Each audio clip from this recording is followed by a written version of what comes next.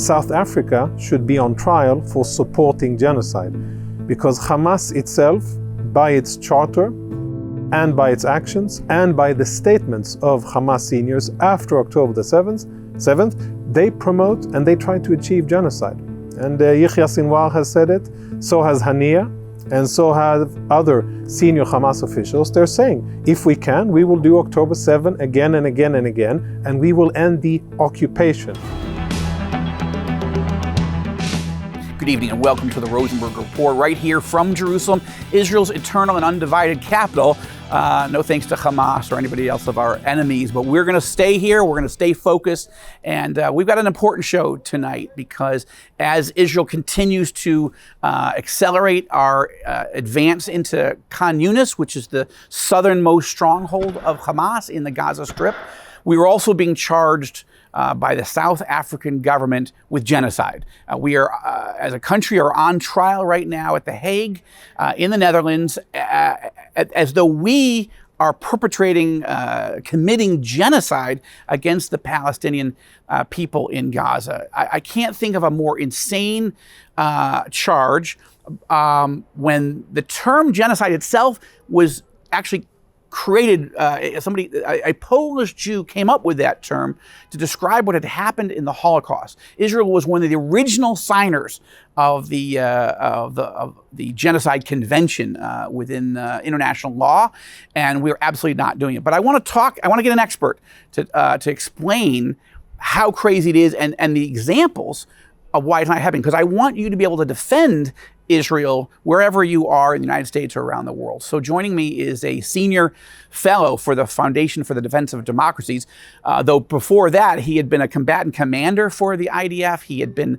the chief spokesman, international spokesman for the IDF, and he was brought up into reserves in the last 3 months or so to explain what was happening in international media, and did so under withering fire, I would say, politically and media speaking. Jonathan Conricus is a friend. I met him when he was in uniform and in the IDF several years ago at an APAC event in Washington. Jonathan, first of all, welcome to the Rosenberg Report. Thank you very much. Thank you for your service to our country. And we are in a multi-front war, not just with Hamas in the south, Hezbollah in the north, the Houthis from Yemen. That's a whole new development. But with the media. Indeed. Let's talk about the media assault, but let's start specifically with this lawfare, this legal attack against us by South Africa. Just start with why do you see the genocide allegation against Israel as ludicrous? You know, I actually thank the South Africans because I think they presented their case, the Hamas case, in such a sloppy and unorganized and really shaky way. It provided Israel with an opportunity with the best legal minds that we have. Israel really took this challenge seriously, brought the heavy guns, really excellent legal experts who really dismantled the South African claim, point after point after point, in clear, concise, legal and everyday language, so that it was clear for consumers around the world to understand and for legal experts to understand. And I think it has absolutely no standing. It is a perverse allegation.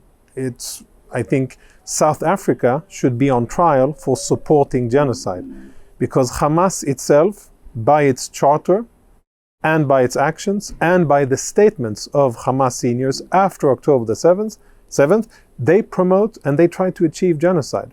And Yahya Sinwar has said it, so has Hania, and so have other senior Hamas officials. They're saying, if we can, we will do October 7 again and again and again, and we will end the occupation. إسرائيل غير منطقي. وجود إسرائيل هو اللي بخلق كل هذه الآلام والعذابات والدموع والدماء. هي إسرائيل مش إحنا. إحنا ضحية الاحتلال. نقطة وآخر السطر. لذلك ما حدا يلومنا، إحنا شو اللي بنعمله. في 7 أكتوبر، في 10 أكتوبر، في مليون أكتوبر، إحنا اللي بنعمل مبرر. It is justified. Now, the occupation isn't Gaza in their terminology. The occupation is Tel Aviv, Haifa, Jerusalem, Ashdod, Tzfat, and Rosh Pina. Right, and I just watched an interview. We'll show a clip in a moment of Khaled Mashal explaining that they're more energized by October 7th within Hamas and its allies to take over Israel from the river the Jordan River to the sea, from the Mediterranean Sea. It was slaughtering all of us. And it's not he specifically says, in fact, let's take a look at this.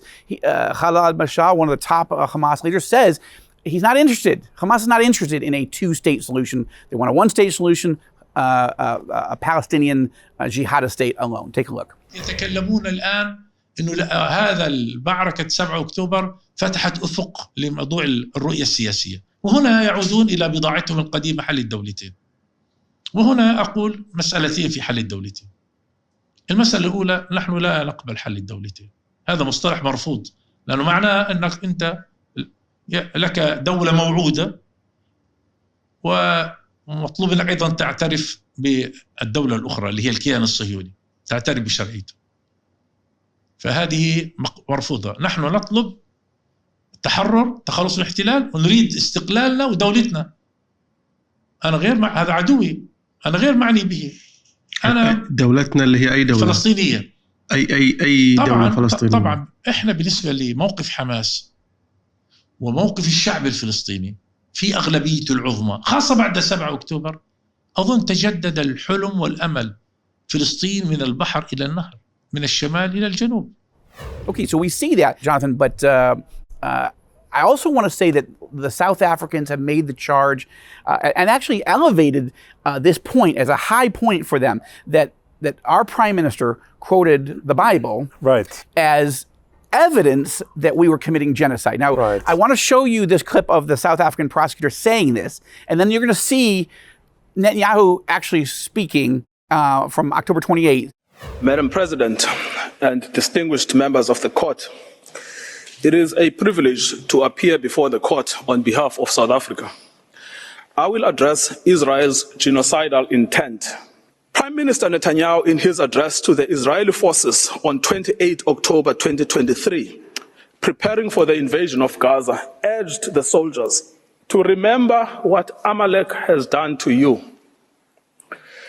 This refers to the biblical command by God to Saul for the retaliatory destruction of an entire group of people known as the Amalekites, put to death men and women, children and infants, cattle and sheep, camels and donkeys.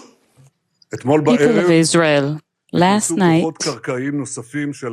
additional ground forces from Israel entered Gaza at the gates of the complex of evil, the hall of evil, and the goals of this war are very clear: to completely eliminate the military capabilities of Hamas and to bring back the captives home. You must remember what Amalek has done to you, says our Holy Bible, and we do remember, and we are fighting. Our brave troops and combatants who are now in Gaza or around Gaza and in all other regions in Israel are joining this chain of Jewish heroes, a chain that has started 3,000 years ago from Joshua ben Nun until the heroes of 1948, the 6-Day War, the 73 October War, and all other wars in this country.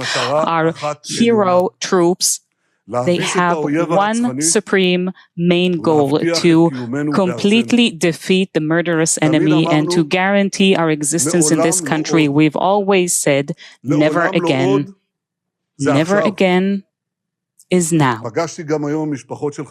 And today I also met with the families of the captives, the hostages, bereaved parents, and my heart is broken, and I reiterated and said to them that at every stage until this point and from now on, we will exhaust every opportunity to bring back our abducted brothers and sisters to the warm embrace of their families. Their abduction is a crime against humanity. Anybody who dares accuse our troops of conducting war crimes are people who are completely hypocritical, liars, who don't have an inkling of morality. Then the IDF is the most moral and ethical military in the world. It is doing everything it can in order to prevent harming those who are uninvolved. And once again, I call upon those who are non-combatants in the Gaza Strip to go further south. When God tells us to remember what Amalek did, Amalek was the first leader of the first nation that had genocidal intent, that literally tried to destroy us. We weren't even a state yet. We were in the desert, in the Sinai desert. They tried to kill us all before we even got to the promised land. And we just come out of 400 years of slavery and they wanted to basically do an abortion. They wanted to kill us in the cradle or in the womb. So that's crazy. And what the prime minister quoted was a biblical verse that says, remember what Amalek did, meaning not to go commit genocide, but remember that throughout history, this was the intent. The spirit of genocide, the spirit of Amalek continues among so many people. I think that to use something biblical is fitting because the magnitude and the cruelty of the attack against Israelis on the 7th of October, you could almost call it biblical. I mean, the level of brutality and the joy that these Hamas monsters were doing their crimes, you know, it's satanic, it's really horrible on so many levels, and it's difficult to find the right adjectives to describe what they were doing and how happy they were with what they were doing, with the rape and the plunder and the killing and the beheadings and the mutilation and all of the burning people alive in their homes, burning people alive, killing children, in front of their parents. Bodies, I mean, raping women, and it's just, you know, atrocities at something, you know, things that we have to go back long times in history in order to find them, Holocaust and other genocide.